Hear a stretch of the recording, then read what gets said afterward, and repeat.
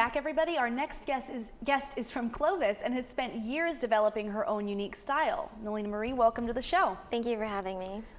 Let's talk about this art. It is beautiful. Thank you. I love it. Tell me a little bit about the medium that you use, because it's very interesting. Most of it is ink, as you can tell, but yeah. And then there's watercolor. Acrylic is used for like a sort of a base. I really, really, really love working with ink and watercolor though.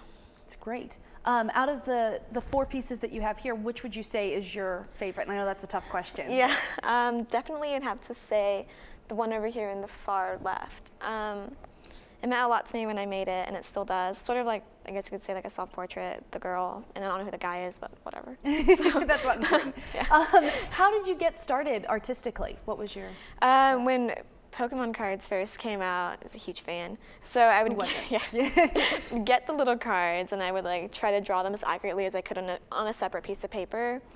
And that sort of evolved into like the typical like Japanese anime style, which I was never satisfied with. I didn't want to be totally like bland and boring, which I felt that was. Like everyone could do it.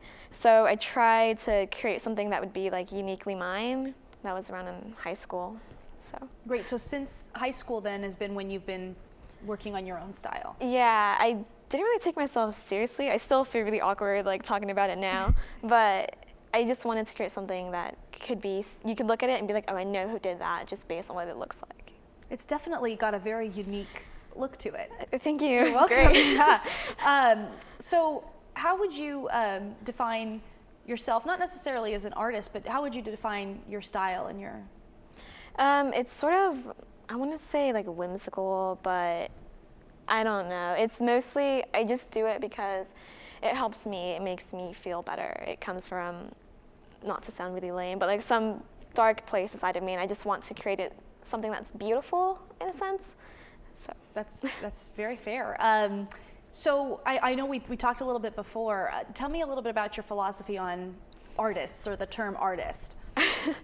I think it's sort of pretentious to label yourself as that. I don't necessarily go up to people like, hi, I'm an artist. Like, I feel that makes it seem like you're higher than other people, and I don't want to be seen like that. Like, yeah, I have a certain knack for drawing, but that doesn't mean that I'm better than you or anything like that. I hate when people tell me, like, I've had friends or just like strangers like, oh, you're so like cold, you come off as like you're better than people. I'm like, I'm sorry you feel that way, because I'm not like that at all. I understand, but that's nice that you want to move past. It's really more of an emotional tie. It's not about the label or the position. It's about. People don't realize how self-critical you are as an artist. Like, I look at my stuff and I'm never happy with it ever. So it's just. Well, it's beautiful work. Tell me a little bit about your first art show. Oh, that was when at Art Hop at the Treasury. That was really weird, like standing there, or like watching people look at it. I'm just standing there like, oh God, please don't ask who the artist is. I hate having to like own up to something.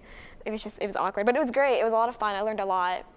And have you had any art shows since then? Because you said that one was That was in recently? January, okay. Yeah. In February, this month, there was one, the 3rd and the 4th.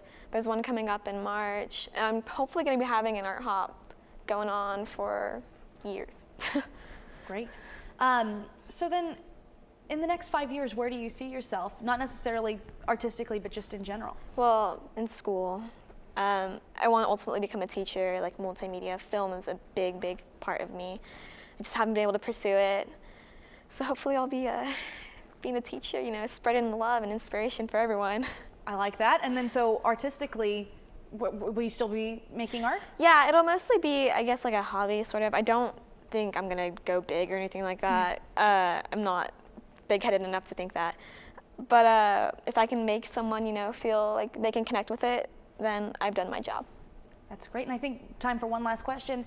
Name a couple of your influences that have really had an effect on you. Oh, in San Francisco there's a friend, Brian Ignacio. He's really, really fantastic. One of my other friends, Ramon, he's great with watercolors, and I look at his stuff and I'm just like, I can never be that great. So they motivate me. Well, that's great. That's great. Thank you so much. Thank it was you. great talking to you. And once again, let's hear a tune from Nathan Hinojosa.